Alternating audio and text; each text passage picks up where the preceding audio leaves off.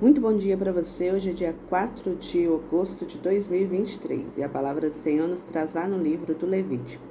O Senhor falou a Moisés dizendo: São estas as solenidades do Senhor que vos convocareis santas assembleias no devido tempo. No dia 14 do primeiro mês, ao entardecer, é a Páscoa do Senhor. No dia 15 do mesmo mês, é a festa dos ázimos, em honra ao do Senhor. Durante 7 dias comereis pães ázimos. No primeiro dia tereis uma santa assembleia, não fareis nenhum trabalho servil. Oferecereis ao Senhor sacrifícios pelo fogo durante 7 dias. No 7º dia haverá uma santa assembleia, e não fareis também nenhum trabalho servil. O homem falou a Moisés, dizendo: O Senhor falou a Moisés, dizendo: Fala aos filhos de Israel e dizes: Quando tiverdes entrado na terra que vos darei, e tiverdes feito a colheita, levareis ao sacerdote um feixe de espigas como primeiros frutos de vossa colheita. O sacerdote levará este feixe de espigas diante do Senhor, para que ele vos seja favorável, e fará isto no dia seguinte ao sábado. A partir do dia seguinte ao sábado, desde o dia em que tiverdes trazido o feixe de espigas para ser apresentado, contareis 7 semanas completas.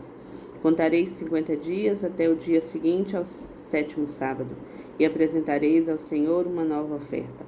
O 10º dia do 7º mês é o dia da expiação.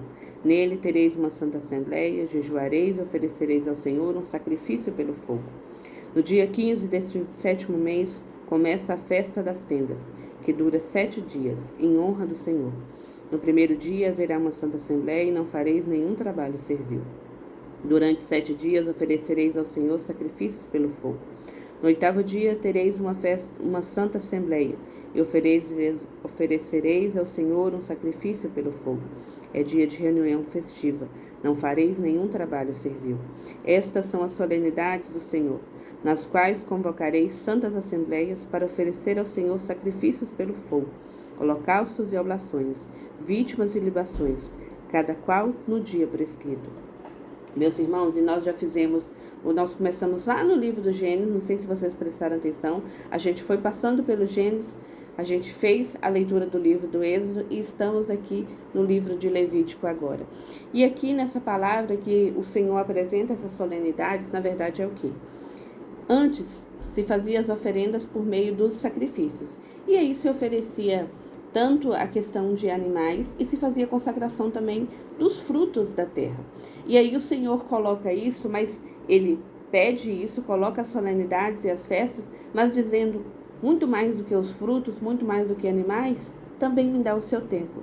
Então ele começa então a colocar as solenidades e os festejos que eram feitos. E aí a gente vai encontrar aqui dentro as celebrações, as liturgias que nós temos de Pentecostes, a liturgia da Páscoa. Nós temos também aqui a festa das primícias ou das tendas. Nós temos aqui as liturgias que nós vamos celebrando. Aí fala assim: nossa, é invenção? Não, tá lá.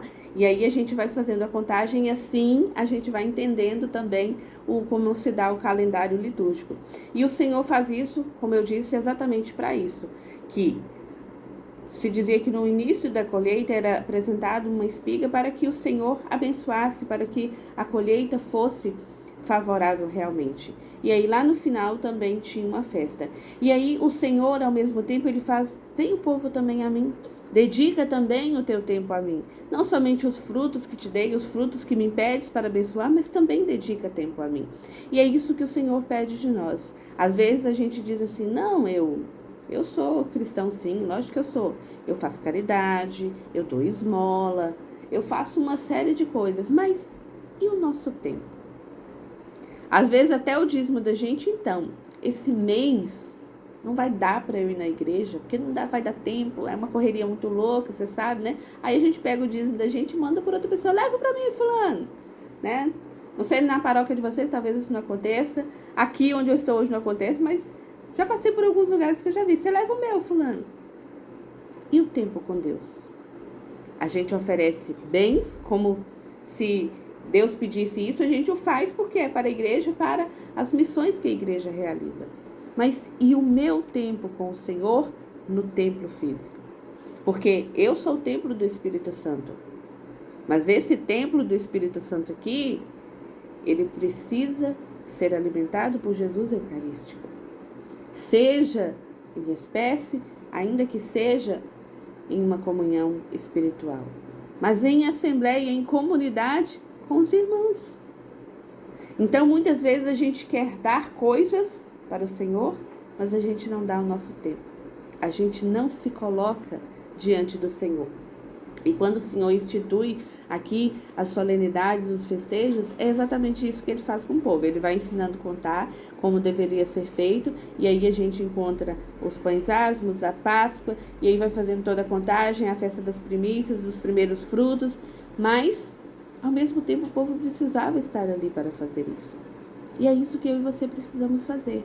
A gente precisa de atitudes concretas, mas a gente também precisa dessa espiritualidade, desse encontro entre irmãos, desse tempo que é de Deus, e por mais louca que seja a minha vida, e por mais correria que tenha na minha vida, não pode ser tirado. É de Deus e ponto.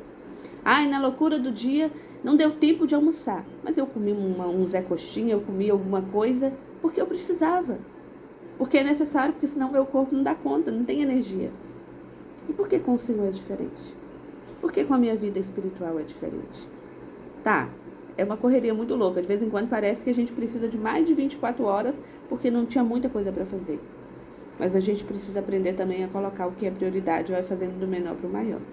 Ah, em primeiro lugar tá serviço, primeiro tá isso. Não sei. No meio do tempo eu tenho que achar um tempo que é do Senhor e que ninguém e nada pode tirar. E hoje, no dia 4 de agosto, eu vou fazer aqui um adendozinho.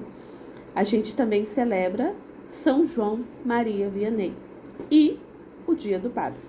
E aí, São João Maria Vianney, ele desde cedo, desde criança da sua infância, ele dizia exatamente que ele queria ser sacerdote. E aí ele enfrentou, ele vinha de uma família de 7 irmãos, e ele era o 4º irmão. Os pais dele não queriam que ele entrasse para a vida religiosa, mas aí com muita luta, com muito sacrifício, ele entrou.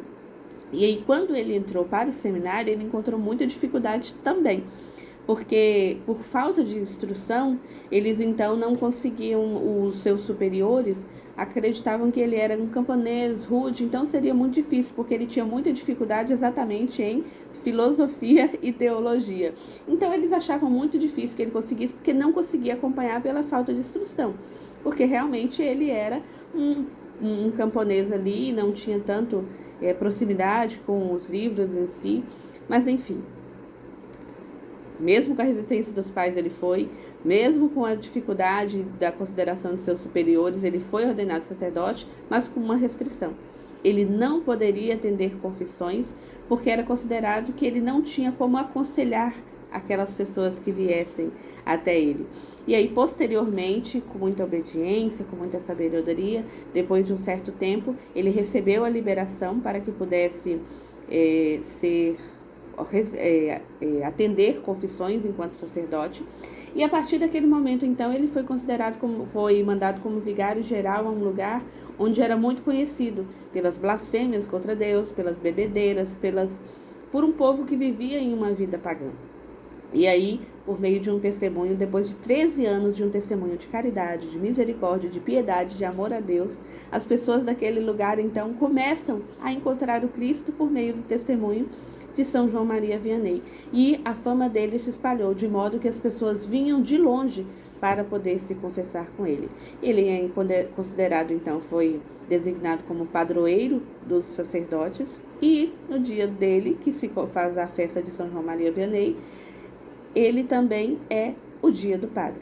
Então fica aqui uma Ave Maria, eu te convido no dia de hoje, no seu jejum, coloque intenção também do Santo Padre, o Papa, intenção de todo o clero, dos bispos, dos consagrados, do padre da sua comunidade, né? Eu não sei como é que ele é, mas eu coloco aqui a vida do Padre Antônio, que é da nossa comunidade aqui, da paróquia São Pedro de Jacaraípe, e coloque a vida do seu padre também, porque ele nos traz o Cristo Eucarístico por meio do seu sacerdote, por meio de todas as suas renúncias. Por meio dele também, nós temos a graça do sacramento da reconciliação, de entrar um pecador prostrado e sair um cristão cheio da graça de Deus novamente, de estar em estado de graça.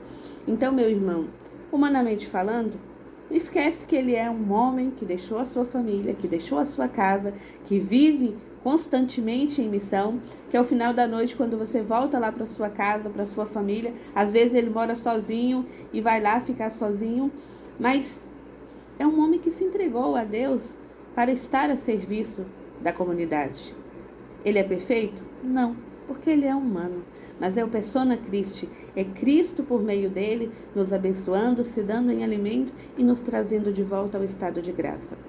Então hoje é sexta-feira, dia de jejum, que no seu jejum você possa apresentar também a vida do Padre da sua comunidade, para que o Espírito Santo de Deus cada dia mais o fortaleça, que em suas fraquezas, que em suas misérias, que nós possamos ser também intercessores deles, por todo o bem, por toda a graça que eles se colocam a serviço de Deus e nos trazem. Deus abençoe.